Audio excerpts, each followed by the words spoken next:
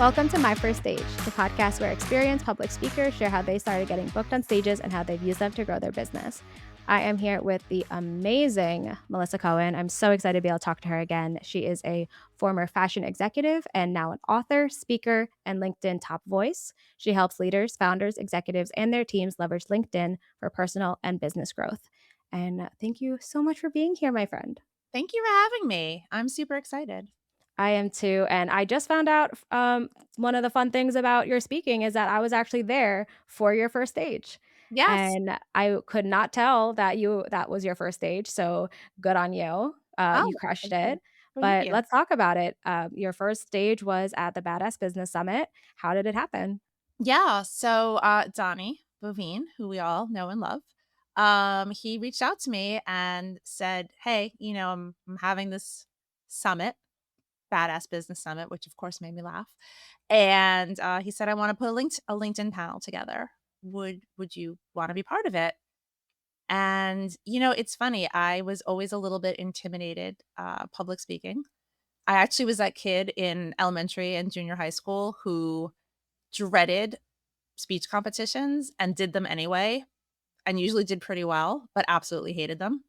And so I've always kind of had this love-hate relationship with, speaking publicly, but That's amazing because I do that as an adult. Like I hate public speaking, but I get on stages. But as a child, mm, absolutely not. yeah.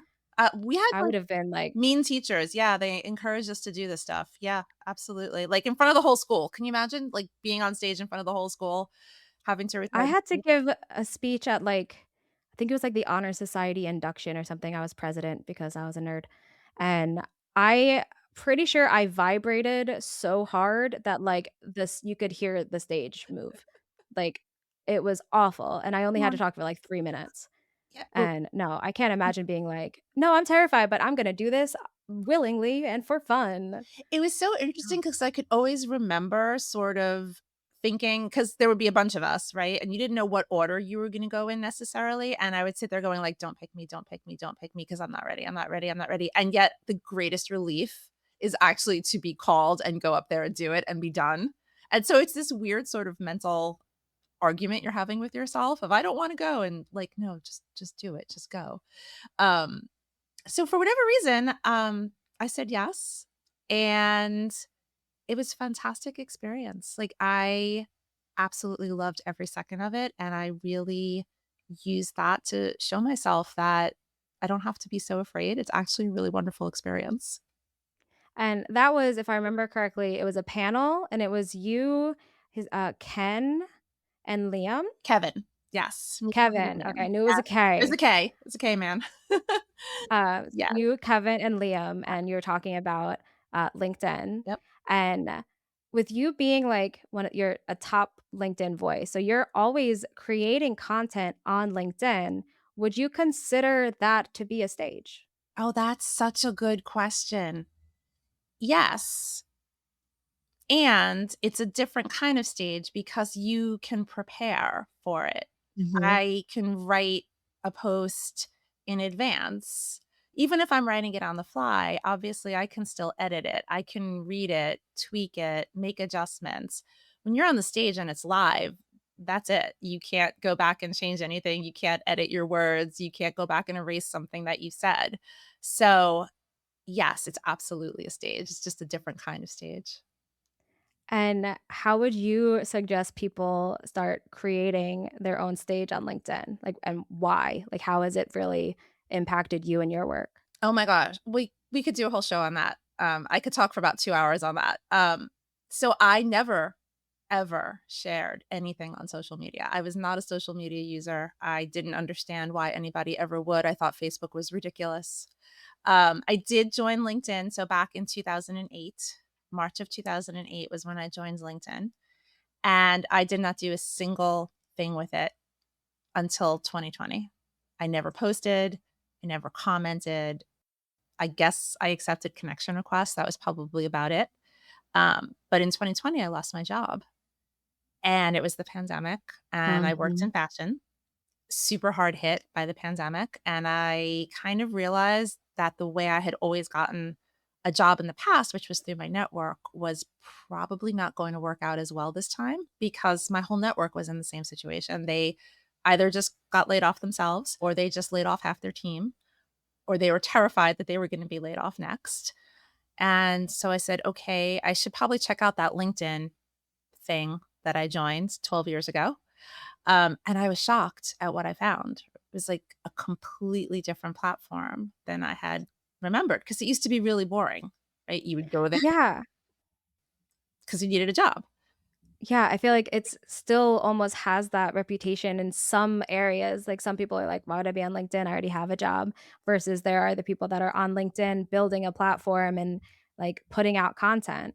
And it actually is one of the better places to put on content because it's so much less like competition.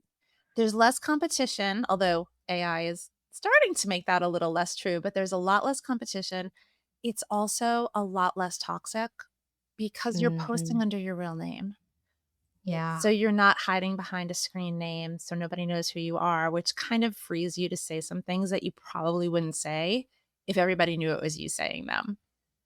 But probably the most interesting thing that happened to me when I lost my job was realizing how much of my own self-worth I lost along with that.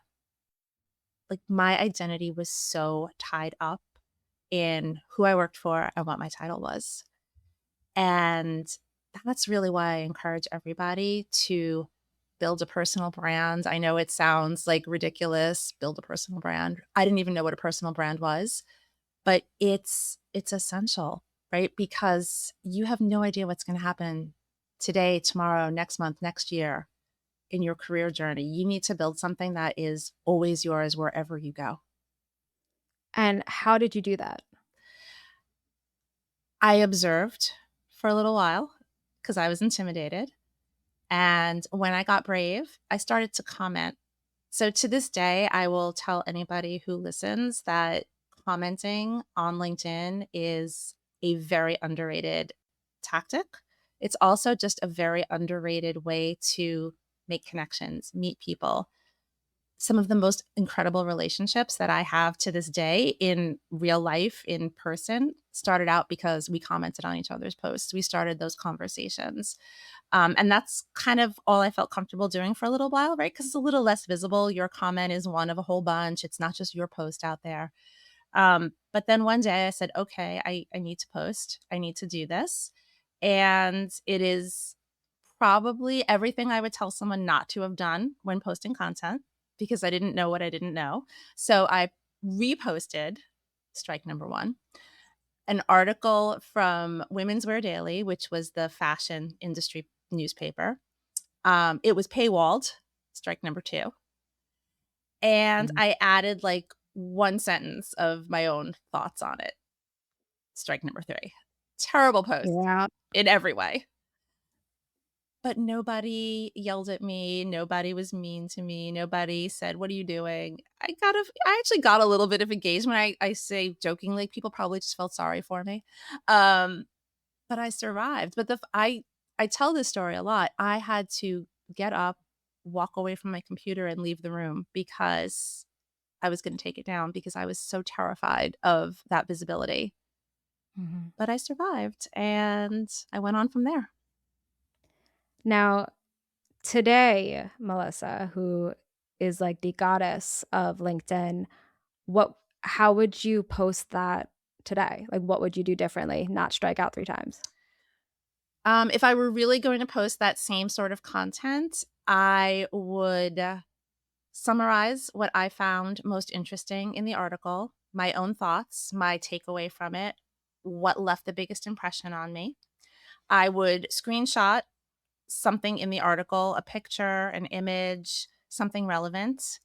And then I would either put the link in the body of the post, which this is very controversial. Some people will yell at me and say that kills your reach. If it's important for people to look at the link, then you have to put the link there. Now, in this case, I would say it's not that important to have the actual link, right? Because it's probably not accessible for a lot of people anyway, because it's paywalled. And so, what I would do is say, if you want to read the full story, the link will be in the comments. Mhm. And then I would put the link in the comments and say, might be paywalled. But by sharing my own thoughts, my own observations, what I took away from it, people can still get the idea of the article and what I thought about it. And then it becomes my point of view as opposed to just, oh, here's an article I found interesting, which is pretty much what I said. That's so important too, and I remember when you were speaking at Babs, and I don't know if it was you in particular or someone on your panel, but I remember it to this day talking about the importance of commenting, and it's not just like, "Cool post," or like, "Nice." Like, you actually have to comment, talk about that, what like, how do you actually do it? So, yeah, thanks for sharing. Yeah, none of them are conversation starters, right? You want to start a conversation. So I like to sometimes quote back a little piece of what they wrote, right? If there's a line in their post that really resonated with me, really made me think, I might copy paste that, put it in quotes, say it back to them, and then say why that struck me so much, right? Why did that really resonate with me? I might ask a question if I can. That's the best thing to do because when you ask a question, hopefully they're going to respond. And then you start really having a dialogue with one another, but you want to leave a comment that's actually meaningful, that's substantial, that other people can then react to. Like, that's the best thing for me when I see people sort of having a comment party where they're all having a little conversation with one another. Sometimes it's not even just with the author, right? It's with other people who have come onto the Yeah. post. So ask a question, make a good observation.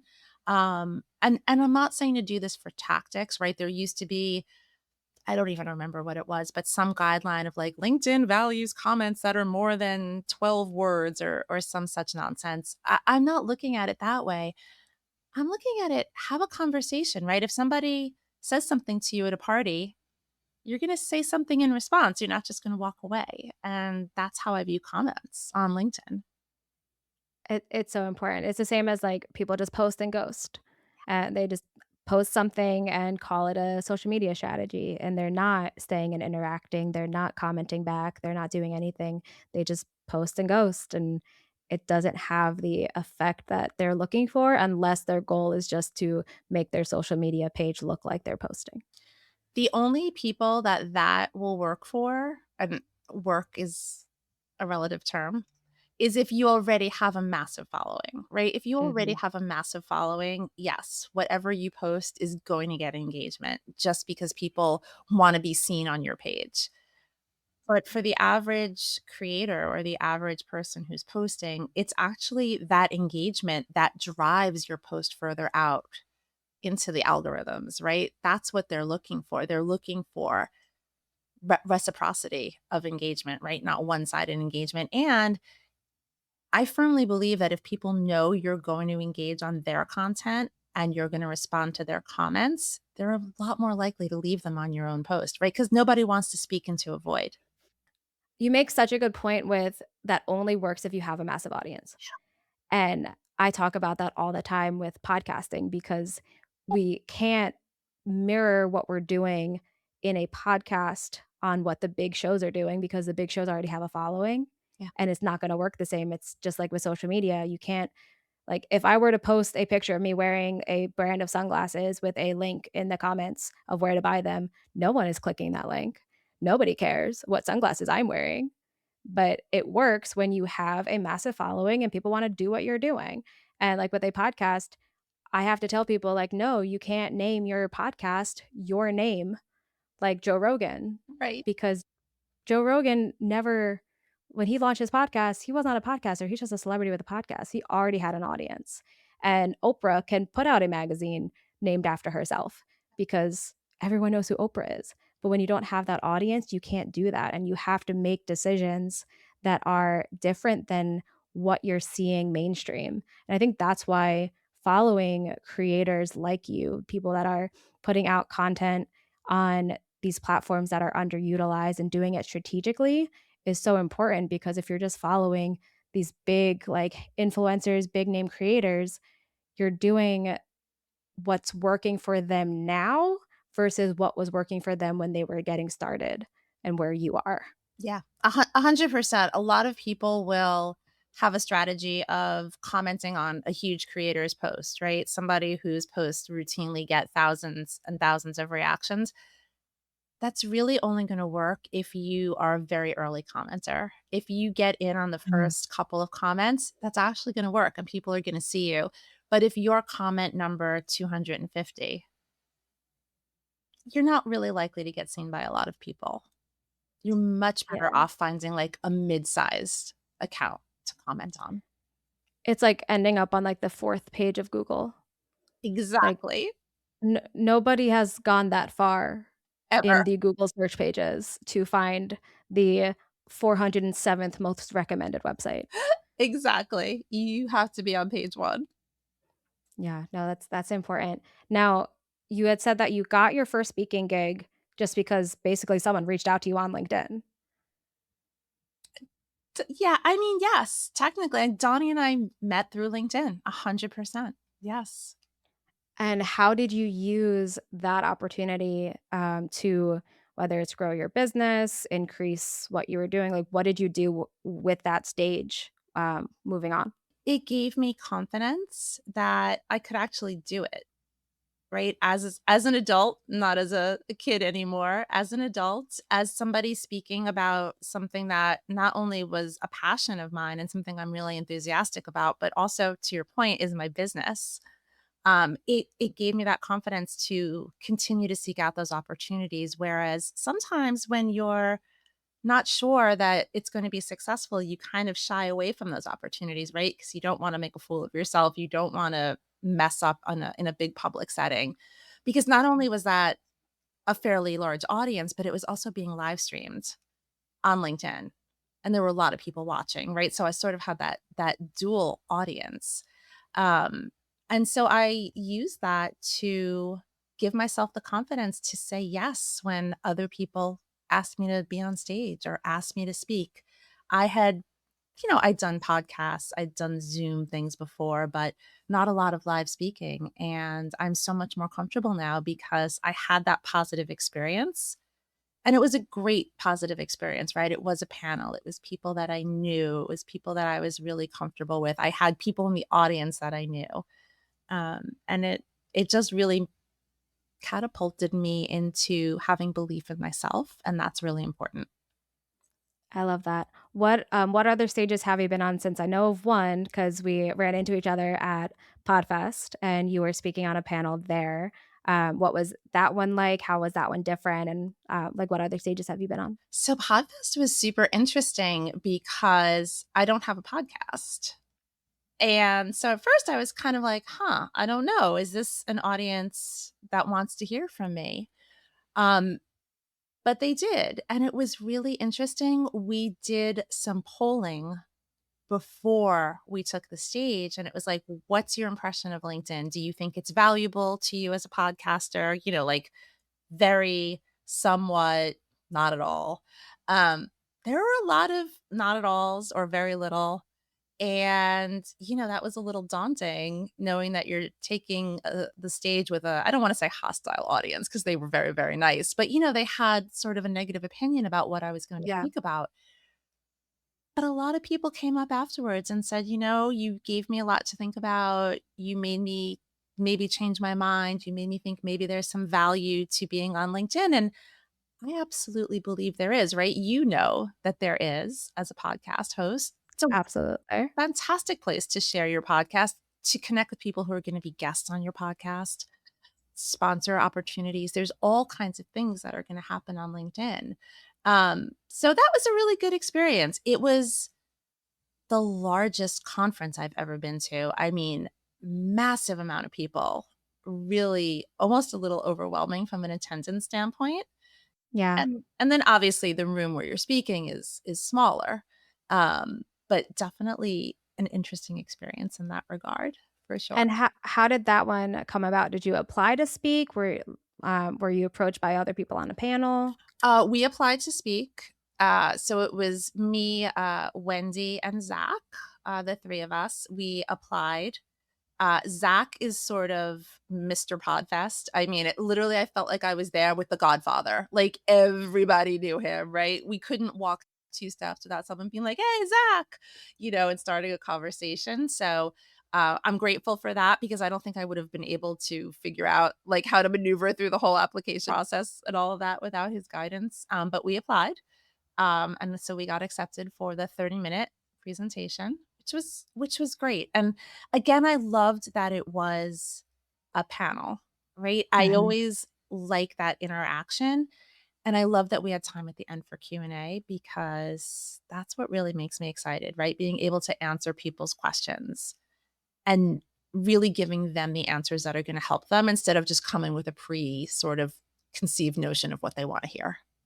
I completely agree. There was an event that I was a speaker, but I also was selected to just lead like a chat session where it was basically just a entire session of just Q&A Oh, nice. and, just about podcasting, and I loved it because 'cause I'm just like, "I can guess what y'all wanna know, but I'd rather you just ask me so I actually know what you wanna know," So much and it's so much better, but I also love what you said about, like, you were there not as a podcaster, and it was a podcast conference, and you're talking about a topic that you're not even sure people really care about, and I think that's actually really important, and, like, for me, I've spoken at podcast conferences, of course, and I, like, almost always speak at Podfest, but I'm there as a podcaster speaking about podcasting in a like, on just a list of other speakers speaking about podcasting, and it's hard to stand out that way. mm, Versus I've gone to conferences in completely different industries. I've gone to finance conferences, education conferences, real estate conferences to speak on podcasting. And when that happens, it's like, I'm the one talking about this. I'm the only one that's talking about this. And if you want to hear about this topic, you have to come and see my presentation. yeah, And I feel like that was kind of what happened to you. Like everyone's there talking about podcasting, but you're talking about LinkedIn. yeah. And suddenly it's like you're starting off as a differentiator. Yeah, And absolutely. it kind of puts you in a more like I don't know, like, it makes it almost like a more valuable experience as the speaker, I would think. Yeah, no, you're right. It's kind of nice to be a little bit of the outlier, right? One of few as opposed to one of many. Yeah. And it did also make me feel like if you came to hear us speak, you were really interested in the topic. Which is something I really loved about Podfest, right? You had to make choices all day Yes. long as to, well, there's these 5 things going on at the same time, but this is the one I'm gonna spend my time in. And I really liked that, right? I really liked that you had to be deliberate about how you set up your schedule, who you went to see, who you heard speak. It made you feel special that somebody decided to spend their time with you. Now, as the LinkedIn goddess, how can a speaker use LinkedIn, just whether it's to grow as a speaker, to share their experience as a speaker, to get more bookings as a speaker, whatever it is, like, what is, like, the LinkedIn path to follow as a Yeah. speaker? I mean, put yourself out there as a speaker. I was actually working with a client the other day and she wants to do more speaking. And I said, nowhere in your profile does it say you're a speaker. It's not in your headline, it's not in your about section. You don't have any photos of you speaking. You don't have your speaker reel in your featured section.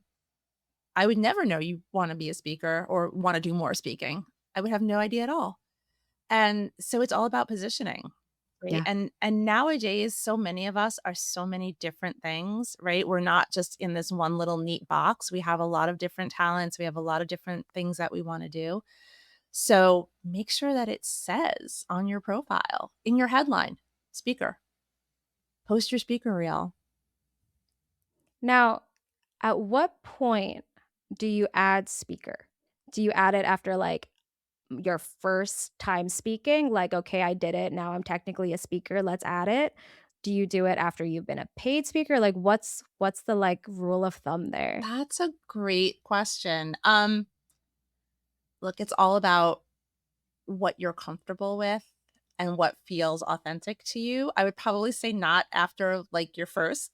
speaking because that just feels a little too soon. I don't think there's a magic number necessarily, but I think when you have, enough reps under your belt that being on stage feels comfortable and exciting. And yes, when you have that social proof, right? When you can, if somebody were to say, well, let me see, you know, some examples of your speaking that you actually have video of you speaking, you have a sizzle reel, you have all of those things, and you have people who can attest to, yes, yes, she came and spoke, she was great, audience loved her, here's what she did, here's, the takeaways. You have all of that social proof. That is what's important to me because I think you ask a very good question. It's easy to say that you do anything. Mhm. I also and I agree, I feel like you don't wanna jump the gun too much, it's like I got on one stage, but at the same time, about a second and a half of one of my podcasts episodes got added to a documentary on Netflix, and if you don't think as soon as I found that out, I didn't go on my website and put "as seen on I Netflix," love it. with all of the confidence of, like, Trump calling Melania a movie star. Like, Oh my god, that's I fantastic. Netflix star right here. You N you are, Pretty and big deal. you're not telling any untruths at all. I was definitely on Netflix. Every ex-boyfriend I've ever had texted me to tell me I was on Netflix. Like, "Did That's you know?" I'm like, "Actually didn't, but thank you." that's fun. So wait, somebody you found out because people told you? Yeah.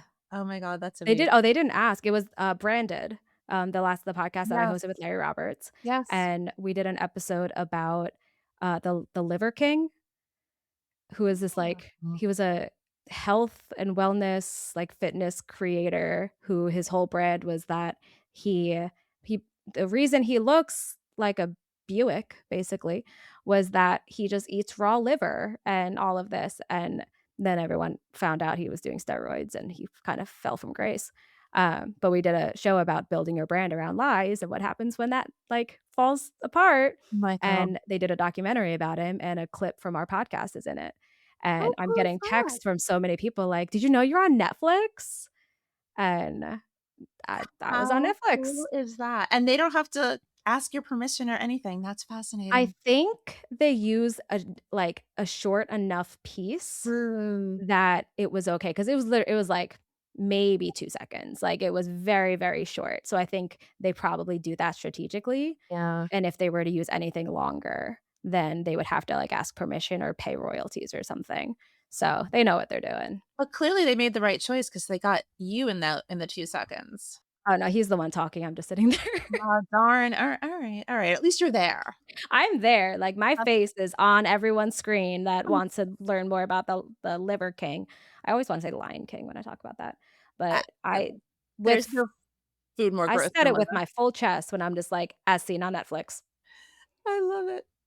So I that's probably jumping the gun, but you know what? That's Imma okay. use it. But because you're not saying, Netflix documentary star, that would be inappropriate, and believe me, there are people who would consider it and probably do it. Um, yeah, Melania is a movie star. yeah, exactly, exactly. There's, I think as seen in is okay. You were seen in I I was seen, I was texted and I was told I was seen, and here we are. by multiple sources. Exactly. Multiple sources. I know every time you come back from an event, you do like a kind of like a roundup post, on LinkedIn, and I know you did one for, Podfest because you tagged me in it, and I've never had more notifications in my life than when Melissa tags me in something on LinkedIn because it blows up every single time. Do you have any tips for, like, I just got off stage, I wanna post something about my experience? Like, how do you recommend someone post about on LinkedIn? Yeah, storytelling, right? Tell a story. Don't just, we've all seen those. I'm really honored and privileged to have spoken on the stage at X. Oh, okay. Great. But tell a story, right? What did it feel like? Why was everyone there? Tag a few people. A big thing that I see that I don't love is people think that the more people you tag, the better your engagement's going to be. I never like to see, 30 people tagged at the bottom of the post, right? There is a limit actually that LinkedIn has, and I don't even remember what it Is is. it? It's somewhere around like 25 or 30. And you see people maxing out on that. It just doesn't feel authentic to me, right? I tagged you because I was genuinely excited that I saw you, right? I hadn't seen you in a year. I was like, "Oh Yes. my god, I saw Sarah there," and I tag people because they matter to me and they were part of my experience, not just because I want all these people to engage on my posts. So tag thoughtfully, but tell a story, right? Why were you there? What was something really interesting that happened? Who was another speaker that you really found interesting, right? That's another great way to bring somebody into the post and into the conversation, and use really good pictures, right? The best pictures you can find, not necessarily because it's the best picture of you necessarily, but because there's something interesting in it, right? Like your fantastic background, right? There's something bright and colorful and eye catching because you want to stop that scroll. In a lot of ways, LinkedIn is, it's never going to be Instagram. I really hope, but it is becoming, a platform exactly, please, that is more visual, right? So you want something that's gonna grab people's attention and make them stop and go back and read what you posted. I need to ask because I feel like there's a lot of talk about, like, are hashtags dead? And that's a big conversation on, like, Instagram, Facebook, but there's also hashtags on LinkedIn. Are they dead on LinkedIn? So, for my purposes, yes, they are. Okay. However, they are still searchable. They're Mhm. still indexable, if that's a word. What they don't do anymore is back in the day, there were certain hashtags where if you use them, then a lot of people who followed that hashtag would see Mhm. your post. That doesn't happen anymore, Okay. right? And hasn't for a really long time. So it used to be, if you've been on LinkedIn for a while, that if you would type a hashtag and then start typing, it would auto populate or auto suggest some of the more popular hashtags, right? That hasn't happened in a really long time. Or if you used to have creator mode back in the day, you were allowed to have 5 hashtags at the top of your profile. Those were the Oh. things you talked about, right? So I used to have like hashtag personal branding, right? And things like that. Those are long gone. I think I had those. I think I had, like, podcasting, webinars, branding, or something. Yep. I think I had those. I'm sure you did. I'm sure you did. And Have they been removed? oh, yeah, those are gone for a pretty Oh, long time now. Yeah, they're not there on your profile anymore. So, darn. to be truthful, I only use 2 of them, and I use them for the 2 series of posts that I still run. Friday is LinkedIn Nuggets, Sunday is 4 to Follow. I still use those more for my own tracking than anything else, and also because I just think people kind of are used to them and sort of Yeah. expect them. At Um, this point, it's personal branding more so than maybe anything else. Exactly, exactly. So you can still search for things by hashtag. So I wouldn't say they're dead, but they don't have the use case that they used to have anymore. They're in a coma. They're sleeping for sure. Okay. Okay. Anything that a speaker really should know about LinkedIn and how to use it that we haven't talked about yet? I LinkedIn is the world's greatest free advertising. I mean, Mm, put yourself out there, right? Don't be afraid to put yourself out there. Talk about what you're doing. If you want more speaking gigs, talk about the speaking gigs you've had. Post clips, right? Not too long. Everybody on LinkedIn has a super short attention span. Please don't go over a minute. Don't even go to a minute, keep it under. yeah. But it's free marketing. Don't be afraid to do it, right? And especially if that's a path that you want to get more traction on, keep talking about it. So how can people find you and follow you and learn about LinkedIn and all the things that you're doing? Well, you can follow me on LinkedIn, of course, Melissa Cohen. And then my website is melissabethcohen.com. I love it. Thank you so much for being here. I could talk to you all day and would love to. Well, But anytime. everybody that's listening, thank you so much for hanging out with us and come back next week for another My First Stage Story.